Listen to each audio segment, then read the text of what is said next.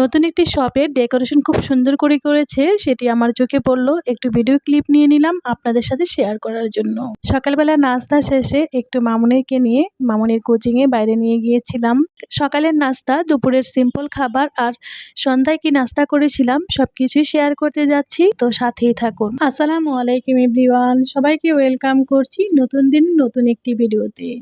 এই তো সকালবেলা আমরা রুটি ডিম পোস্ট খেয়ে নিয়েছিলাম, তারপর আমরা মা মেয়ে বেরিয়ে পড়বো। সকালবেলা নাস্তা ছিল একদম সিম্পল, চা ছিল সাথে আর রুটি ডিম পোস্ট। নাস্তা করে নিয়ে এই তো মা মেয়ে বেরিয়ে পড়লাম কোচিং এর উদ্দেশ্যে মামুনির। তারপর আসার সময় ভাবলাম আপনাদের সাথে এই সবটি একটু শেয়ার করি। অনেক আগের একটা ভিডিওতে নতুন অবস্থায় যখন করা হচ্ছিল ওই পর্যায়ে আমি একটু হালকা ভিডিও করে নিয়েছিলাম, বলেছিলাম নেক্সট টাইমে যদি পরিপূর্ণ হয়ে যায় এই সবটি আপনাদের সাথে শেয়ার করব। তাই তো একটু ভালো করে দেখানোর চেষ্টা করেছিলাম। আমার কাছে তো খুব ভালো লেগেছে। গ্রামীণ ফোন সেন্টার এই সবটি খুব সুন্দর ডেকোরেশন হয়েছিল।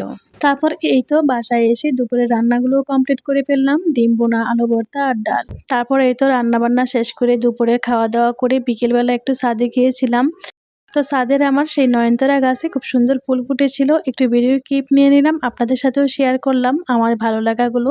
ভালোবাসা সবার কাছ থেকে আশা করতে নেই, ঠিক তেমনি প্রথম দেখাতেই যদি কাউকে ভালো লাগে তবে সেই অনুভূতিটা শুধু ভালো লাগার অনুভূতি, ভালোবাসার নয়। এখন চলে আসলাম এটি সন্ধ্যার পর।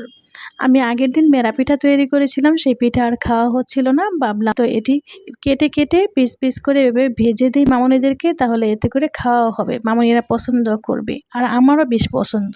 আপনারা কারা এভাবে খেয়ে থাকেন জানাবেন। তারপর এই তো আমি সুন্দরভাবে পেঁয়াজ মরিচ সহযোগে হালকা একটু হলুদ দিয়েছি জাস্ট কালারের জন্য, ধনে পাতাও দিয়েছি, খুবই ইয়াম্মি হয়েছিল খেতে। সব মিলিয়ে সিম্পল এই ভিডিওটি, আজকের আমার এই লাইফস্টাইলের ভিডিওটি কার কাছে কেমন লেগেছে জানাতে ভুল করবেন না। আর এই ভিডিওটি আপনি পৃথিবীর কোন প্রান্ত থেকে দেখছেন সেটিও জানাবেন।